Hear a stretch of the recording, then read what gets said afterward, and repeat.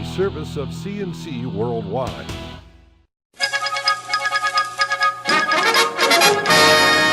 The Daily Podcast is a service of CNC News, and it's brought to you by the Greece Chamber of Commerce, providing more than 800 member companies with business solutions since 1984. First, a quick happy 75th anniversary to the process of xerography. Chester Carlson first made it work in an apartment in Astoria, Queens, 75 years ago today, so this counts as the 75th anniversary of what became Xerox Corporation. Nearly 3 out of every 4 New Yorkers have an unfavorable view of Congress and think the United States is heading in the wrong direction. The second New Siena Research Institute poll of the week was taken just as the government shutdown and the debt ceiling stall were concluding. Voters' negative view of Congress was 74 to 19%. Poll director Steve Greenberg said that margin holds consistent across all regions of the state and with both Republicans and Democrats. New Yorkers said 2-1 that Republicans were to blame, though, for the stalemate that partly shut down the federal government. Greenberg said Congress comes within 1 point of tying the all-time lowest approval rating that Siena ever measured, Eliot Spitzer's, when he resigned in disgrace as governor.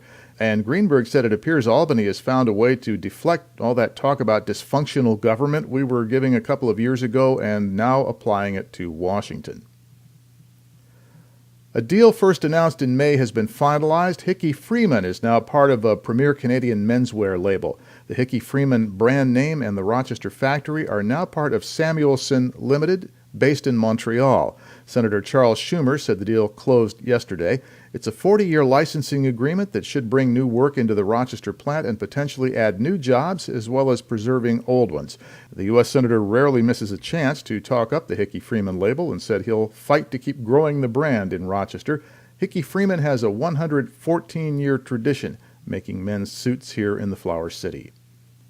A Nano Job Fair will be held 3 weeks from now at the new Photovoltaic Manufacturing and Technology Development Facility in Rochester, the MDF for short.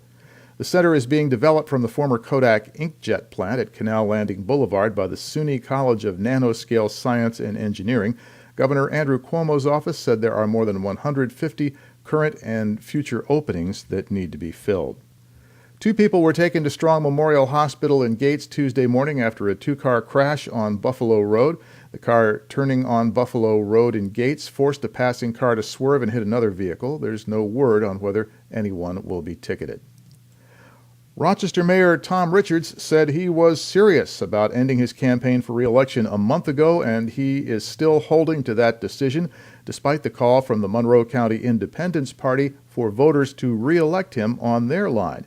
Mayor Richards said Monday that he ended his campaign because of personal circumstances demanding his attention, and that, of course, involved the illness and then death of his son.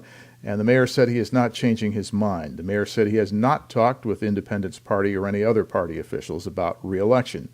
Although Richards lost the Democratic Party nomination to Lovely Warren in last month's primary, he is still the Independence Party candidate on row 6, and Independence Party Chair Steve Corrin called for voters to support Richards, saying that he would keep Rochester moving in a very positive direction.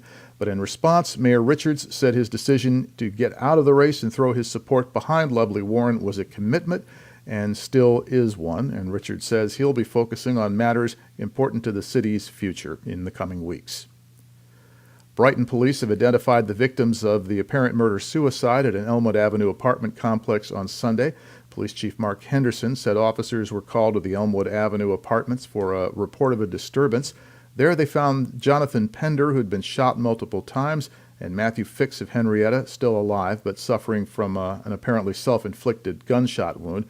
Fix died later at Strong Memorial Hospital.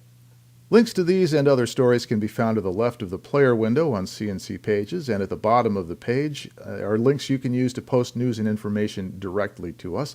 So the next news podcast is as it happens, the updates are as necessary, and I'm Bud Lowell, CNC News.